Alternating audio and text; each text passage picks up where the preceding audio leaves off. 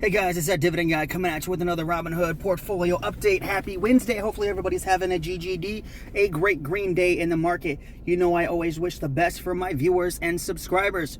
So guys, today we're going to look at the overall portfolio and how it's been performing. We're going to look at my buying power, of course, the individual holdings and how they are performing, and then go over my watch list, the prices I want to buy these stocks at, as well as what I plan on buying by the end of the week. So jumping right in, we're sitting at $53,277. Of course, that's going to fluctuate due to the market being open, but for right now, we are up around 500 bucks. I'm not sure it'll stay that way until market close, but it's still nice to see that we're up a bit today. For the week, we are up $652, up about 1.2%. That 1 month mark, we are up $2,100, up 4.25%. Then the 3 month mark, we are up $4,500, up 9.25% for the past 3 months. Then the year to date, we are up $3,449, up 6.92%. The 1 year mark, we are up $4,322, up 8.83%. And guys, you can see just this huge, like, see this, so we were up all the way up here, like 54K, right?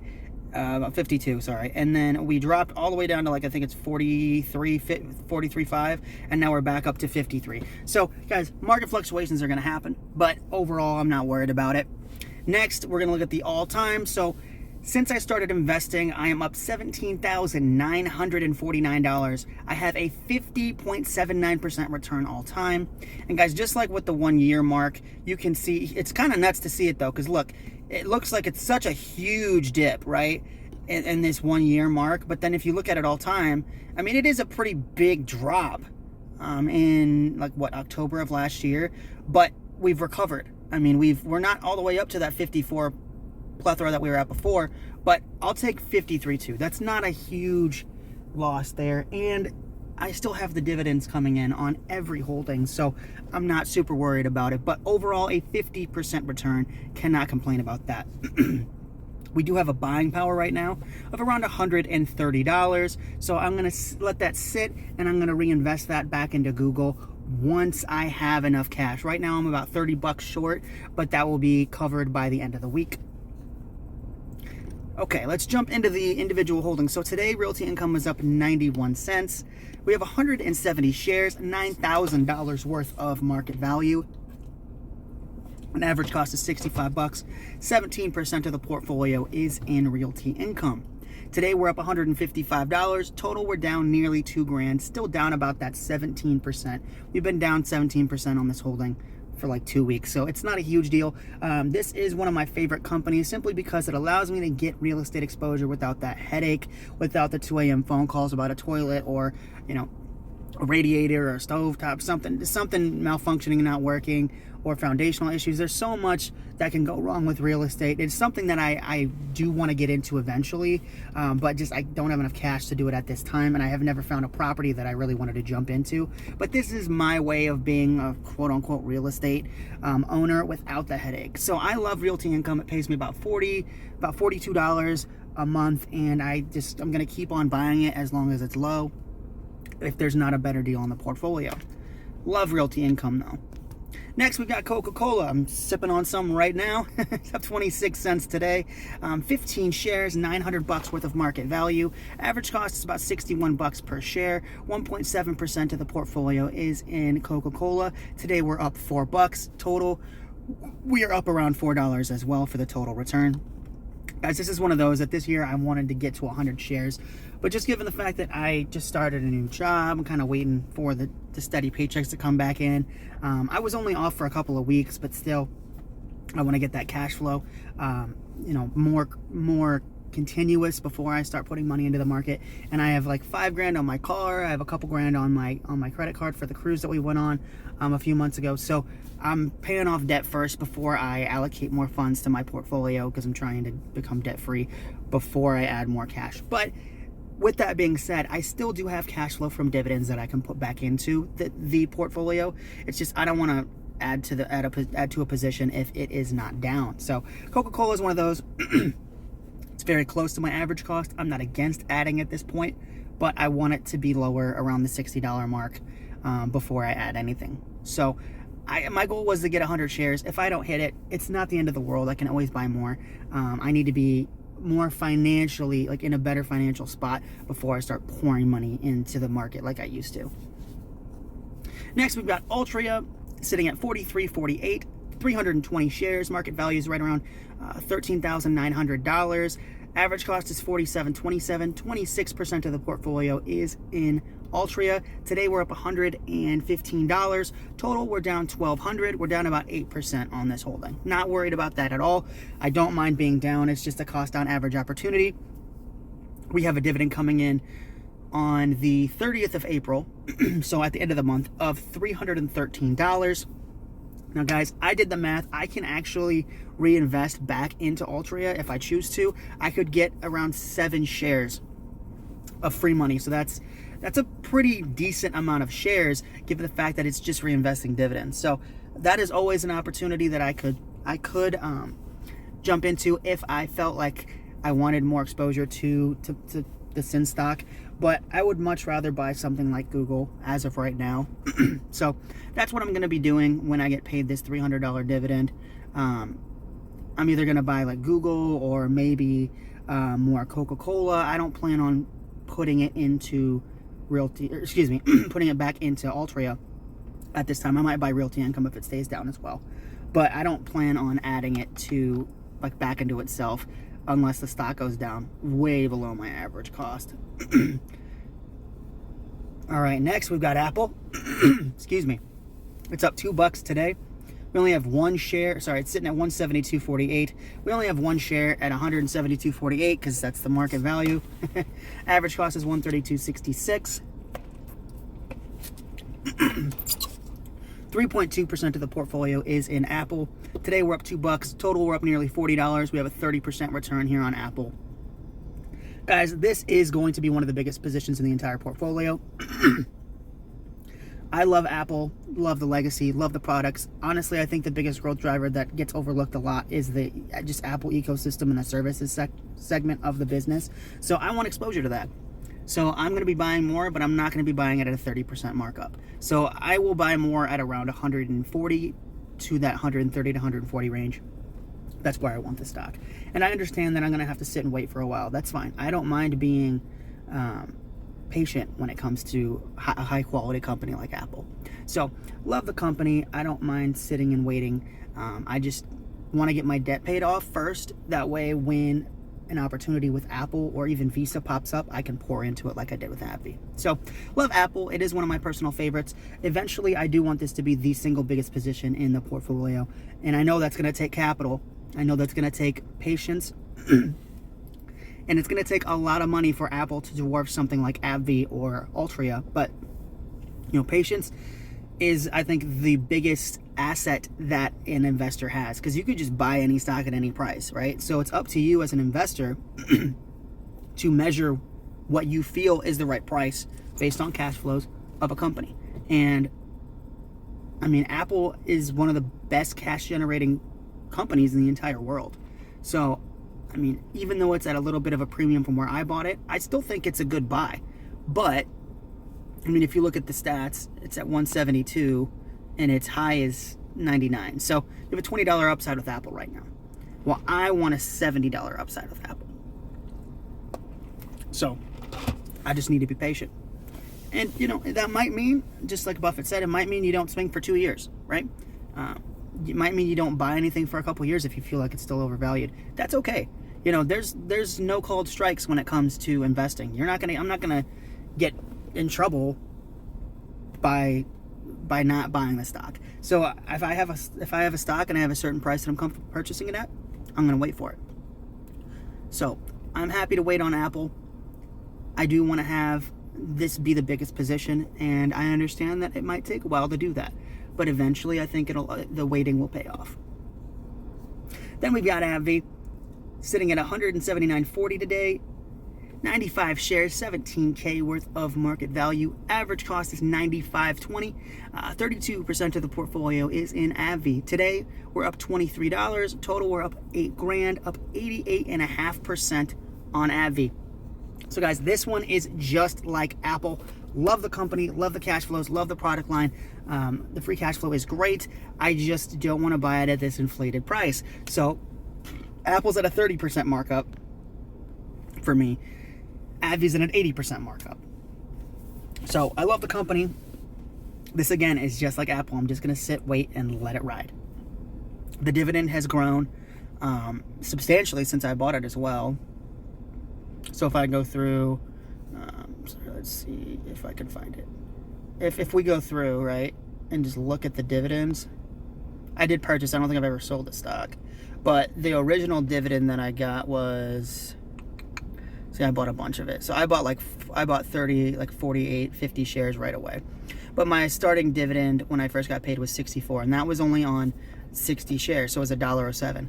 Now, when you look at it, I mean, I bought a couple more shares here and there throughout the time at like 132, 162, but now I'm getting paid $147 every single quarter. So, I mean, I'm nearly dividend efficient in AbbVie. I'm like $40 off. But given the price I bought it at, I could have bought 2 shares with just my dividend income every month. So that's one of the beautiful things about dividend investing is you only have to, like, if you know, if you're confident in your analysis on a company and you know exactly how much you need to pay at that current price, I'm locked in on that $95 on AbbVie. I'm not going to go above that, right? I did make a couple purchases at 132 because I wanted to make sure I was making like over, I think it was over $100 was my goal for AbbVie. So now I'm making 140, and that dividend started at 107. So now instead of $1.07 per share, I'm making $1.55. So it's like a 43 cent markup for holding a stock for 4 or 5 years. So that's the type of dividend growth I'm after. That's the type of growth I'm after for a stock as well. So not only was I correct about the acquisition, the dividend has grown substantially as well. So that's the double hitter. So like it's great if a dividend gets increased year over year and beats inflation. It's even better if the company does that well. It does well, double-digit growth as well, because then you get a huge expansion of a higher return. So I love AbbVie. It's one of those that I know I just need to be patient for, and I eventually think I'll buy more. It just depends on the overall stock price. But just like with Apple, I'm willing to be patient. And then we got T. Rowe Price. So this, guys, is just like AbbVie. So when I bought AbbVie, people told me I was stupid, that the merger was not going to work, that there was going to be a lot of issues with management and different drugs and different stuff like that. Same thing with T. Rowe Price. So when the market went nuts, the economy shut down, COVID happened, there's been so many, like, presidency, like elections, different stuff, like, there's been so much going on when it comes to the outlook of the economy over the past, like, 4 years since the pandemic, that asset management companies have been bashed, and it's nothing against the companies. So one of the things, and this is why they call it this is why it's important, it's why they call it a competitive advantage and a moat, is you have to be able to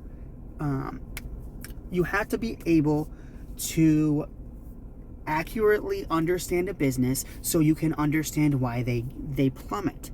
So when it comes to T. Rowe Price, they dropped. So like they're the highest point that they've been at since I've been investing is $200 a share. So if you're looking at it at 120, you're like, damn, they're down $80 per share, or it was like, I think it's like 100 because I think it's 222 or something like that. So if you look at the price, you're like, damn, that's really low. Well, if you look in the past year, it's been all the way down to like 80 something, I think. Yeah, 88. So overall, you could be like, oh wow, and then you look at the 5-year mark, you know, if you zoom in to like year to date or the year, it looks like it's performed pretty well, and 8% return's not bad. But if you look at the 5-year return, 20%. So if you look at right around when COVID happened, it went all the way down to 98. Then it grew all the way back to 220, and now it's back down. So if you don't understand what's going on, it looks like it's scary, right? But I'm willing to hold it until it hits 220 again. So I'm going to make 50% of my money plus that growing dividend. So that's really my long-term thesis with T. Rowe Price. Is I bought it at like $110, right? So I'm up $1,000 right now. I'm up like 10%. I'm going to hold it until I'm up 50. So this is one of my favorite Peter Lynch quotes is you don't water your weeds and cut the water your weeds and cut the grass, which means that when you invest, a lot of people will look at something like my AbbVie position, which is up 80%, or they'll look at my T. Rowe Price position that's up 1,000%, and they'll take the gains. Why don't you take the gains? Because even if I lose some of the gains, if I sold out of that and put it into something that's down like Altria, I'm feeding my losers and destroying my winners. There's no reason to sell out of something if I have a long-term conviction about it and I think it's going to go up and I've done a solid analysis on the business. There's no reason to do that. If it goes down, I'll buy more. If I still have the same conviction about the business, I'm going to be rewarded for that conviction. So I'm not going to be selling anything, whether if it's down or if it's up. If I believe in these companies long term, I'm going to hold them. So I think over time I could have a 50% plus return because of the dividend with T. Rowe Price. Then of course we got Visa. This is one of my no-brainer stocks. I want it to be Apple, Visa, CocaCola, and then probably Google and Berkshire, or Google and Meta. Now it could be AbbVie, or it could be T. Rowe Price, just given their returns. But that's how I want the portfolio to be set up. I want Apple to be the number one. I want Visa to be the number two.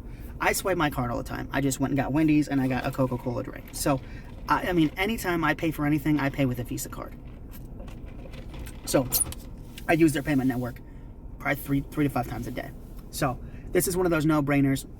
Love the company. The margins are ridiculous as well. The profitability and moat are phenomenal. They're untouchable. They're the biggest payment platform in the U.S. or in the world, right? So, or one of the biggest in the world. So this is one of those that I just need to bite the bullet and take it. Need to bite the bullet and take a leap of faith and just buy it. So I would be purchasing it with the T. Rowe Price dividend, but it's not enough to purchase a share.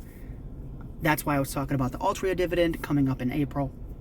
I might just buy a share of Visa, or I could double up on my Google. So it just kind of depends on how I feel when the dividend gets paid. But Visa will be added to the portfolio before the end of the year. And then of course we've got our regular growth stocks. Google, I love YouTube, I love Google search, I use it every single day. This is one of those no-brainer advertising businesses that will be in the top 5 biggest positions given time. So in this one, I'm going to be buying by Friday. I actually ended up picking up a shift on Friday as well. So the videos are going to be coming out around 10, probably at night, just depending on how long it takes me to do my closing stuff and get home. I usually work like 1 to 9 or 2 to 9. So just bear with me on the schedule change a little bit, but I still want to get the content out there. Then Berkshire. So guys, I'm going to the Berkshire meeting in May. I'm super excited. I want to own this for BNSF Railway. I want to own it for the Geico Insurance. I want to own it for See's Candy. There's a lot more reasons. They have, like, I think it's 70 companies within Berkshire, plus all the portfolio, all of the holdings in the portfolio that Buffett owns and manages along with Ted and Todd. So a lot of reasons to love it. But a lot of people are worried about who's taking over. Greg Abel and Ajit Jain. Ajit's ran the insurance arm flawlessly for years. That's what's made Berkshire so successful, is their insurance flow and their ability to grow it. And they're not losing him. So I'm not worried about that. And then Greg Abel runs everything outside of insurance, and I believe he's been doing that for at least 3 to 4 years. So I'm not worried about Berkshire long term. So I'm going to be owning it, and I'm going to be going to the Berkshire meetings because I love Berkshire Hathaway. Then finally, we've got Meta. So I looked into this company when it was at $88. I screwed up and didn't buy it. As of right now, I would have like 5x'd my money. So this is one of those that I didn't buy, and it left a stain. It left a bad taste in my mouth. So I'm going to be buying it. I would buy it at $500. I'd buy it at $400. I think intrinsically the business is worth about $350. So I'm going to try to see if I can wait. But what I mean by I'd buy it at $500 is if it's a single share, I really don't give a crap, right? I don't care. I can always cost down average. So for me, it's more about setting that price, and then if it goes down, I'll be purchasing more. So with that being said, guys, I want to say thank you so much for my viewers. Thank you so much for watching, and remember to hit the like button if you think I'm dumb for not buying Facebook at 88 bucks. But I just want to say thank you guys to all the new subscribers. We've been getting subscribers every single day, and that's been making it a lot easier to post, seeing the growth and getting that good feedback. So I just want to say thank you so much. Remember, if you're a new viewer here, hit the subscribe button on my channel, That Dividend Guy, and I will see you tomorrow with another update. Take care, guys.